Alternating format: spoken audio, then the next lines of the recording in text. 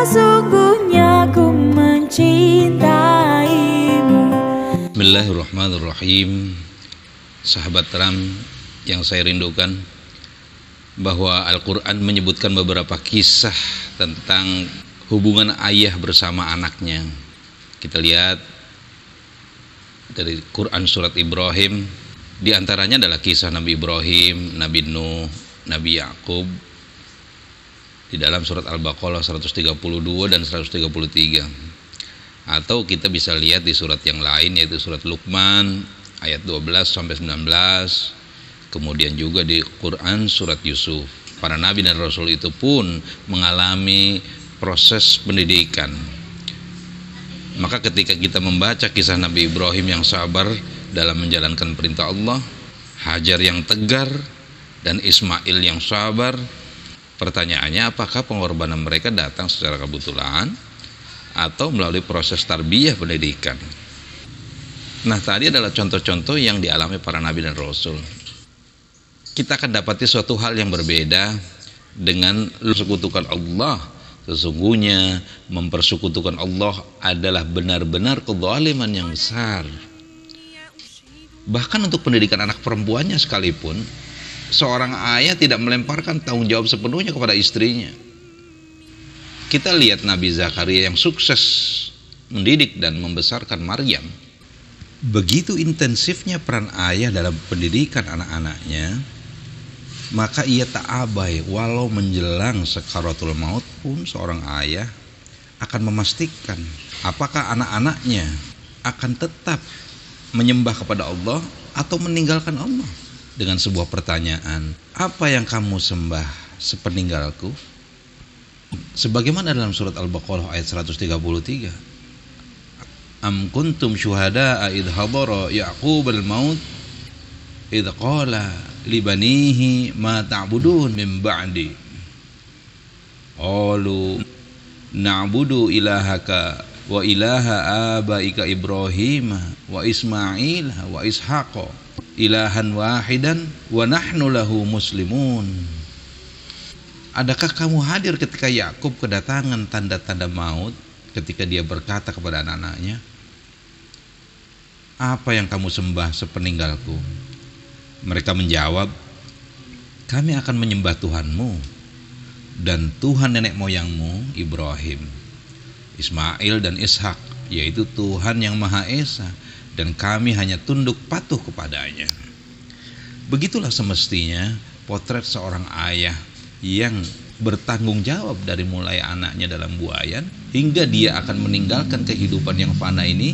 Dia tak lupa untuk memastikan keberadaan keturunannya, apakah akan tetap menyembah Allah atau tidak. Sebuah pertanyaan yang bersifat wasiat untuk supaya anaknya jangan pernah lari meninggalkan Islam, jangan pernah berpaling dalam kiblatnya selain kepada Allah Azza wa Jalla. Kalau kita lihat bagaimana peran keterlibatan dalam pendidikan anak-anaknya adalah Abu Bakar bin Ahmad bin Kamil bin Khalaf bin Syajarah al-Baghdadi rahimahullah. Beliau hidup di zaman 350 Hijriah. Beliau senantiasa memantau pendidikan putrinya, Ahmad As-Salam atau Ummu Al-Fat. Di tengah kesibukannya sebagai hakim, beliau menyempatkan untuk melakukan pantauan hafalan hadis putrinya itu.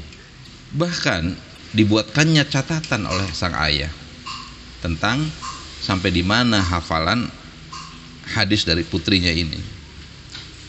Kemudian kita lihat Syekhul Islam Abu Abbas Ahmad bin Abdullah bin Al-Maghribi Al-Fasi, serta membedah buku-buku hadis seperti Bukhari dan Muslim. Memang kita dengar ada yang mengatakan bahwa beliau terlalu sibuk dengan dakwah sehingga tidak pernah punya waktu untuk putrinya. Namun ini dibantah oleh Imam Adz-Dzahabi yang mengatakan bahwa sulit dipercaya pendapat itu. Ikhwatul iman yang berbahagia, kita bisa lihat contoh lain dari pakar pendidikan Islam, yaitu Ibnu Sahnun tahun 256 Hijriah rahimahullah.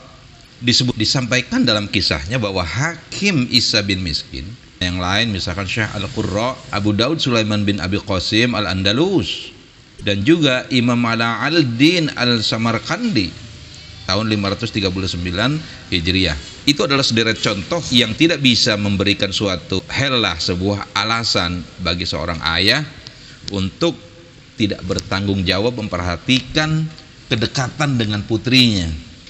Kalau sudah demikian, masihkah ada sebagian ayah yang beranggapan bahwa mendidik anak-anak adalah hanya tanggung jawab istrinya saja atau ibu anak-anaknya saja, lalu tidak ada kewajiban atas dirinya kecuali menjamin kebutuhan materi bagi istri dan anak-anaknya?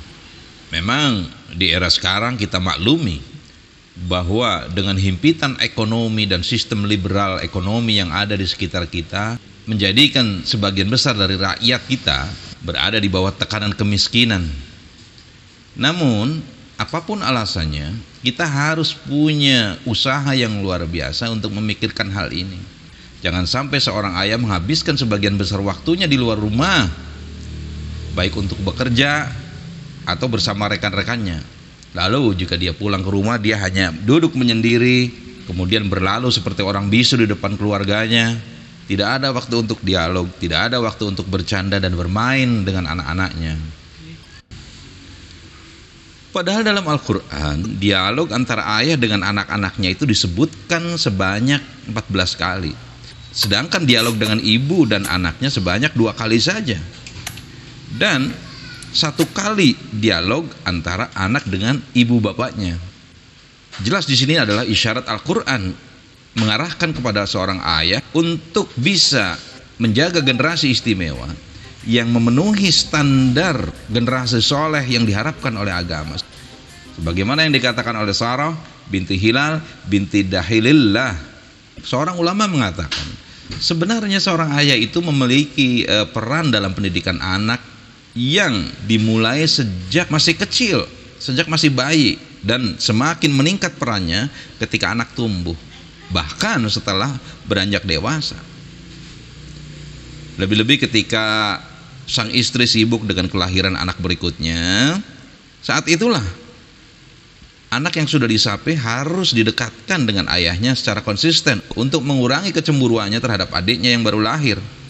Dan itu adalah gejala psikologis biasa pada anak-anak, karena kakaknya akan khawatir perhatian ibunya akan teralihkan hanya kepada adiknya saja. Menurut penelitian, anak mulai mengenal suara ayahnya sejak 3 bulan pertama.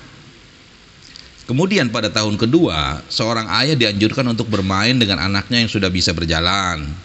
Maka ia dianjurkan untuk bisa bermain dengan permainan anak-anak yang mengembirakan dirinya, yang mengembirakan anaknya. Dan tatkala usia anak sudah mencapai 4 tahun, sebaiknya ayahnya sudah mulai mengenalkan situasi masjid, pasar, atau berkunjung kepada kerabat dan teman-temannya, mengajak anak agar mendampingi ayah. Dan ini akan menimbulkan jiwa sosial yang baik dan menanamkan nilai-nilai luhur pada anak.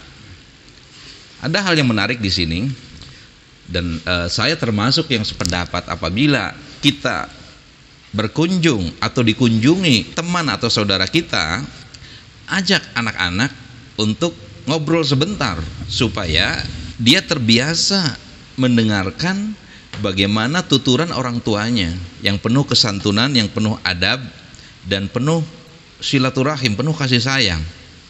Dalam saat yang sama, kita sebagai seorang ayah dituntut untuk melakukan kemuliaan dan menjaga adab kita. Nah, pada saat nanti sudah memasuki wilayah pembicaraan yang agak khusus, dipersilahkannya anak kita untuk masuk ke dalam rumah dan kita melanjutkan perbincangan kita dengan teman kita itu, dengan saudara kita itu. Ikhwati iman rahimakumullah, sudah kita sepakati bahwa Rasulullah adalah sosok teladan dalam segala hal, bahwa ia ayah yang terbaik bagi anak-anaknya, suami yang terbaik bagi istri-istrinya, dan kakek terbaik bagi cucu-cucunya. Demikian pun beliau adalah guru yang terbaik bagi murid-muridnya. Dan tentu saja beliau adalah leader, beliau adalah pemimpin besar yang terbaik bagi umatnya. Walau demikian, kita akan mendapatkan sebuah keunikan. Bagaimana ketika Rasulullah bersama cucu-cucunya bergaul. Dalam Sahihain dari Abu Qatadah bahwa Rasulullah SAW pernah sholat sambil membawa cucunya, yaitu Umamah binti Zainab binti Rasulullah. Zainab adalah salah satu putri Rasulullah yang bersuamikan Abul As bin Ar-Rabi. Bila Rasulullah berdiri, beliau menggendong Umamah, sedangkan bila sujud, beliau meletakkannya. Coba bayangkan, beliau tidak mau membiarkan Umamah gelisah dan takut. Ketika beliau berdiri, maka digendongnya, selalu ada dalam dekapannya. Dan ketika beliau sujud, maka diletakkannya. Ini menunjukkan bahwa beliau tidak membiarkan ada jarak antara dirinya dengan cucunya itu. Dan pasti apabila beliau jauh, itu akan menimbulkan rasa takut pada cucunya itu. Betapa lembut Rasulullah memperlakukan cucunya ini. Padahal itu dilakukannya pada saat sholat wajib. Artinya dalam hal yang monumental dan fenomenal sekalipun, Rasulullah tetap bisa bersikap luar biasa, memberikan contoh kepada kita. Kemudian kita tengok riwayat dari Al-Bukhari, dari Abu Hurairah, ia berkata Rasulullah mencium Hasan bin Ali. Lalu di sisi beliau ada sahabat beliau yang namanya Al-Aqra bin Hadits. Lalu Al-Aqra melihat itu berkata, ya Rasulullah, saya memiliki 10 anak, namun saya tidak pernah mencium seorang pun dari mereka. Lalu Rasulullah menatap kepada Al-Aqra dan bersabda, siapa yang tidak menyayangi, niscaya ia tidak akan disayangi. Bukan hanya mencium Hasan bin Ali, bahkan dalam riwayat lain kita dapati Rasulullah bercanda dengan candaan yang menggoda dengan Hasan dan Husain, cucu beliau. Beliau bergurau dan duduk bersama mereka berdua. Beliau pernah menggendong mereka di punggung beliau. Di riwayat lain kita dapati beliau pernah berlucu-lucuan menjulurkan lidahnya ke Husain. Dan apabila Husain melihat, beliau pun tertawa. Ada juga catatan di mana beliau pernah menyimpan air di mulut beliau, lalu menyemprotkannya ke wajah Hasan, dan ia pun sambil tertawa. Ini adalah potret-potret kecil di mana keintiman Rasulullah berkomunikasi, memperhatikan dan sayang kepada anak cucunya. Nah, mari kita lihat bagaimana sikap para sahabat. Di antaranya sahabat yang cukup dikenal keras, yaitu Umar bin Khattab radhiyallahu anhu. Beliau pernah berjalan merangkak, sedangkan anak-anaknya itu di punggungnya sambil kuda-kudaan seperti itu. Ketika ada orang yang menyaksikan itu, lalu orang-orang pun bertanya, wahai Amirul Mukminin, apakah engkau pantas melakukan hal itu? Umar menjawab, ya benar, saya pantas melakukan ini.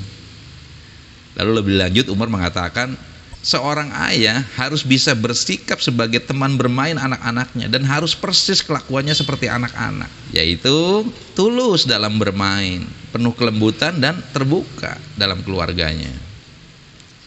Demikianlah baik Rasulullah maupun sahabat memberikan contoh yang luar biasa kepada kita.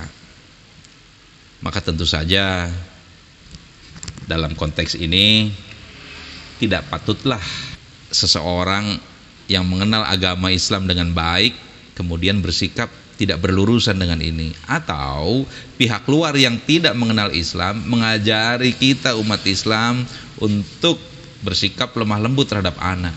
Disinilah peran ilmu. Bagaimana setiap kita umat Islam wajib mengetahui ilmu agar sikap dan perilaku kita tidak menimbulkan anomali dan kelucuan hingga orang non-muslim atau orang-orang munafik itu bersikap seolah-olah orang Islam perlu diajari dengan pengetahuan untuk berkasih sayang kepada anak. Padahal agama kita sudah lebih dulu 1400 tahun yang lalu mengajari tentang hal ini. Seorang bapak itu hendaknya bisa memberikan pembelajaran kepada anaknya kapan saja, tidak hanya di rumah, dalam perjalanan ketika mengendarai mobil, ketika mengendarai motor, di taman, ketika berolahraga, berenang, dan lain-lain waktu dan di lain-lain tempat. Kita bisa berdialog dengan anak kita untuk membangun komunikasi yang terbuka, yang intim. Dan yang terlebih penting adalah dialog yang kontennya mengajari anak-anak kita perkara agama. Tentu sudah menjadi keharusan bagi seorang bapak, seorang ayah untuk mengetahui permasalahan agama. Ini tuntutannya. Ramadan, Ramadan, Ramadan, Insyaallah. Paham halal dan haram, paham wajib dan sunnah, dan tahu berbagai kiat tentang mendidik anak. Bagaimana prinsip-prinsip akhlak, kaidah-kaidah syariat. Kalau tahu hal itu, tentu dia adalah orang yang telah menjaga posisinya sebagai pemimpin pada keluarganya. Maka tidak ada alasan bagi seorang ayah untuk tidak paham persoalan agama. Dia wajib untuk menuntut ilmu. Maka ketika mengajarkan kepada anaknya, pada keluarganya adalah ilmu-ilmu yang benar dengan pemahaman yang benar pula.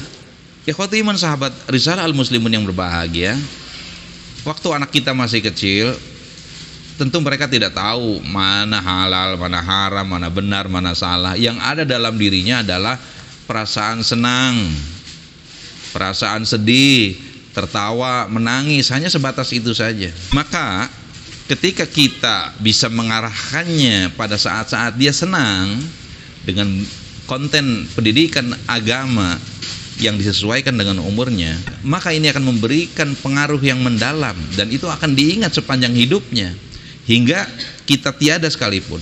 Dan dia akan tumbuh dalam kepastian, tidak melalui fase-fase kebingungan. Dia tahu bahwa ayahnya adalah motivatornya, mentornya, dan dia memiliki kepribadian yang kuat sebagaimana yang diajarkan ayahnya. Seseorang yang tangguh dan tidak mudah menyerah dalam kehidupan.